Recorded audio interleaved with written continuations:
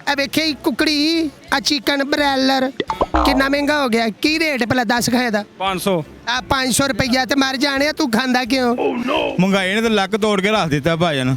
ਹੁਣ 550 रुपए किलो गोश्त होया है मुर्गी का। खान साहब ने बिल भी तोड़ के रखा है। घी का रेट 150 था जो 250 तक चला गया, जो 180 का था वो 300 तक चला गया। इन लोगों ने तो गरीबों का जीना हराम कर दिया।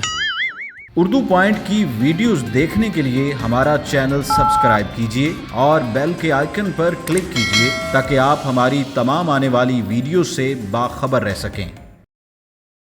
अस्सलाम वालेकुम नाज़रीन, मैं हूं काका रिपोर्टर और आप देख रहे हैं उर्दू पॉइंट। नाज़रीन, महंगाई ने तो आवाम की कमर तोड़ी ही थी। इतने में चिकन की कीमतें भी आसमान से बातें कर रही हैं।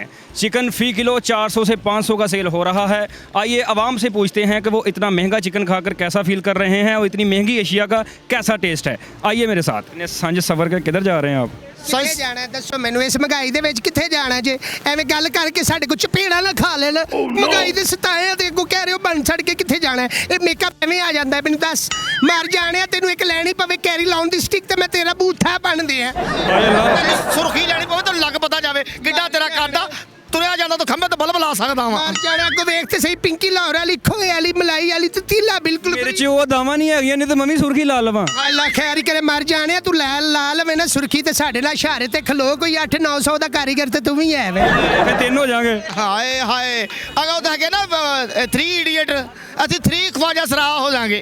ਤੇ ਕੀ ਪੁੱਛਣਾ ਹੀ ਫਟਾਫਟ ਪੁੱਛ। ਸਾਡੇ ਕੋਲ ਟਾਈਮ ਕੋਈ ਨਹੀਂ ਹੈਗਾ। ਅਸੀਂ ਮੋਟਰਸਾਈਕਲ ਕਿਰਾਏ ਤੇ ਲੈ ਕੇ ਆਏ ਆ। तेरे को पूछना की तू तो स्टार्ट हो गई जनरेटर वांगू। ਲੈ ਸਟਾਰਟ ਹੋ ਗਈ। ਮਰ ਜਾਣਿਆ ਮੈਨੂੰ ਕਿੱਕ ਲੱਗੀ ਹੈ। ਮੇਰਾ ਨਾ 70 ਹੈ ਸਟਾਰਟ ਹੋ ਗਈ। ਕੀ ਕਰਾਣੀ ਰਾਮ ਦਾ ਤੂੰ ਸਲੈਂਟੀ ਨੂੰ ਕਿੱਥੇ ਦਲੀਲ ਕਰਨੀ ਵੇ ਪਿੱਛੇ ਰੱਖ ਅੰਤਰ ਜਾਣਾ ਕਿ ਦੰਦੀ ਨਾਲ ਵੜ की ये तो छुरी लगी है। ਛੁਰੀ ਲੱਗੀ ਅੰਤਰ ਜਾਣਾ ਤੂੰ ਗੁਸਾਈ ਏ। ਕੋਈ ਪੁੱਛ ਕੇ ਹੁਣ ਐਪੀਸੋਡ ਮਕਾਉਣਾ ਹੀ ਇੱਥੇ ਦੱਸ ਮੈਨੂੰ ਫਟਾਫਟ ਕੀ ਗੱਲ ਹੈ। एपिसोड तो ਤੁਹਾਡੇ 15 ਲੰਘ ਜਾਂਦੇ ਮੁੱਕਦਾ ਨਹੀਂਗਾ। ਹੈ ਮੈਨੂੰ ਤੇ ਇੱਕ ਉਰਦੂ ਪੁਆਇੰਟ ਵਾਲਿਆਂ ਤੇ ਅਮਾਨ ਨਾਲ ਤਰਸ ਆਉਣ ਡਿਆ ਜਿਹਨੇ ਤੇਰੇ ਵਰਗੇ ਬੰਦੇ ਭਰਤੀ ਕਰ ਲੈਣੇ। ਇਹ ਕੈਮਰੇ ਵਾਲੇ ਆ ਜਰਾ ਪਿੱਛੋਂ ਦਈ ਆ ਟੀ ਟੀ ਕਰੀ ਜਾਂਦਾ ਇਹ ਭਾਈ ਨੂੰ ਦਈ ਦਾ ਇਹ ਭਾਈ ਨੂੰ ਦਈ ਅਨਗਾ ਆਜੋ ਆਜੋ ਆਜੋ ਆਜੋ ਨੰਗੋ ਇੰਟਰਵਿਊ ਦੇ ਵਿੱਚ ਆਏ ਪਿਆਰਾ ਮੁੰਨਾ ਨਹੀਂ ਬਾਜੀ ਠਹਿਰ ਜਾ ਬੰਦਾ ਦੇਖ ਕੇ ਮਰਨ ਵਾਲੀ ਹੋ ਜਾਂਦੀ ਆ। ਆ ਵੀ ਤੇ ਤੇਰੇ ਕੋ ਬੰਦਾ ਆ ਪਰ ਇਹ ਹੁਕਮ ਕਰੋ ਉਰਦੂ ਪੁਆਇੰਟ ਵਾਲਿਓ। ਤੁਹਾਨੂੰ ਪਤਾ ਨਹੀਂ ਨਾ ਪਿੰਕੀ ਲਾਹੌਰ ਵਾਲੀ ਖੋਏ ਵਾਲੀ ਮਲਾਈ ਵਾਲੀ ਤੇ ਤੀਲਾ ਬਿਲਕੁਲ ਫ੍ਰੀ। ਕਿਤੇ ਉਹ ਪਿੰਕੀ ਲੱਗ ਰਹੀ ਆ ਤੂੰ। ਕੰਮ ਦੀ ਗੱਲ ਪੁੱਛਣੀ ਤਾਂ ਪੁੱਛ ਲੈ ਫਟਾਫਟ। ਮਹਿੰਗਾਈ ਦੀ ਗੱਲ ਕਰਨ ਦਿਆ ਸੀਗਾ ਤੂੰ। ਮੇਰੇ ਸਵਾਲ ਤੋਂ ਪਹਿਲੇ ਹੀ ਮੇਰੇ ਤੇ ਬੰਬ ਸੁੱਟਦੇ। ਮਹਿੰਗਾਈ ਤੇ ਬੜੀ ਹੋ ਗਈ। ਅੱਲਾ ਦੀ ਕਸਮ ਬੜੀ ਮਹਿੰਗਾਈ ਹੋ ਗਈ। ਮੈਂ ਤੈਨੂੰ ਦੱਸ ਨਹੀਂ ਸਕਦੀ। ਅਮਾਨ ਨਾਲ ਇਹ ਵੇਖੇ ਕੁਕੜੀ ਆ ਚਿਕਨ ਬਰੈਲਰ ਕਿੰਨਾ ਮਹਿੰਗਾ ਹੋ ਗਿਆ। ਕੀ ਰੇਟ ਭਲਾ ਦੱਸ ਖਾਏ ਦਾ? 500 ਆ 500 ਰੁਪਈਆ ਤੇ ਮਰ ਜਾਣਿਆ ਤੂੰ ਖਾਂਦਾ ਕਿਉਂ? ਮੈਂ ਛੱਡਦਾ ਵਾ। ਅਸੀਂ ਨਹੀਂ ਖਾਂਦੀਆਂ ਚਿਕਨ ਚੁਕਣ। ਕੀ ਖਾਂਦੀਆਂ? ਇਹ ਤੇ ਸਹੀ ਨਾ ਮਾਂ ਨਾ ਪਿਓ ਨਹੀਂ ਰਾਂਡਾ ਦਫਾ ਦਫਾ ਦੂਰ ਦੂਰ ਸਟਾਰਟਿੰਗ नहीं करवाई। ਅੱਲਾ ਖੈਰ ਹੀ ਮਰ ਜਾਣਿਆ ਤੂੰ ਕੌਣ ਹੈ? ਕੈਸਾ ਨੁੱਕਰ ਚ ਮਸਾਲਾ ਸੁੱਟਣ ਵਾਲੀ ਕਾਂਡੀ ਵਰਗਾ ਮੂੰਹ ਹੈ ਤੇਰਾ। अपना मुंह में जराबा जलवा पाया होता वे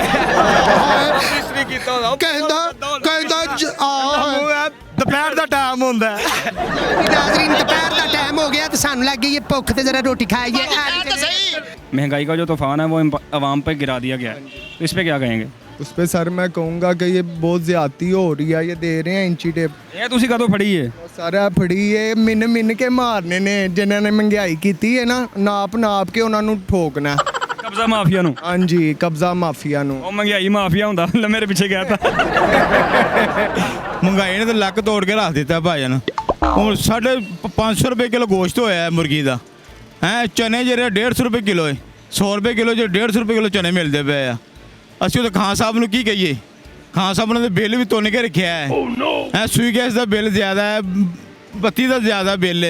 ये खान साहब ने महंगाई नहीं की, जो महंगाई माफिया है उसने चीज़ों की कीमतें आसमान पर पहुंचाई हुई हैं। सर खान साहब तो कह सकते हैं ना माफिया तो फड़ सकते हैं ना जिवें मलकों फड़िया इन्होंने चोरों फड़िया है ना उन्होंने कब्जा ग्रुप वालों तो इस तरह इन्होंने फड़न माफिया फड़न जिन्होंने काम महंगाई बहुत ज़्यादा की है इन्होंने काबू नहीं होता खान साहब को।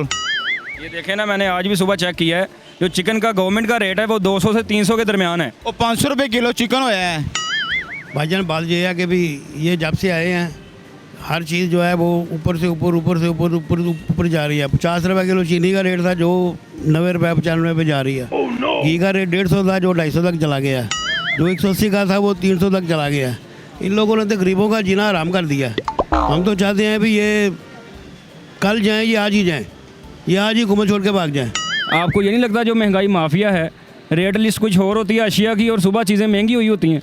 बात यह है कि सबसे पहले गवर्नमेंट का कसूर है। गवर्नमेंट का कसूर पता क्या है, आप अक्रमणी में चले जाएं, किसी जगह पे भी आपको 40 रुपये 45 रुपये किलो या 80 रुपये किलो की दाल नहीं मिलेगी।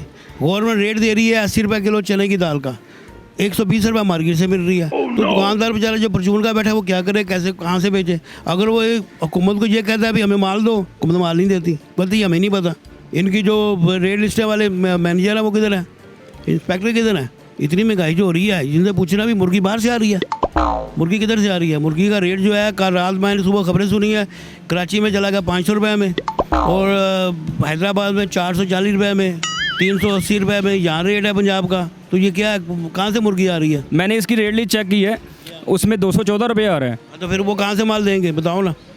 214 गवर्नमेंट रेट दिया ना, तो वो कहाँ लेके आएंगे?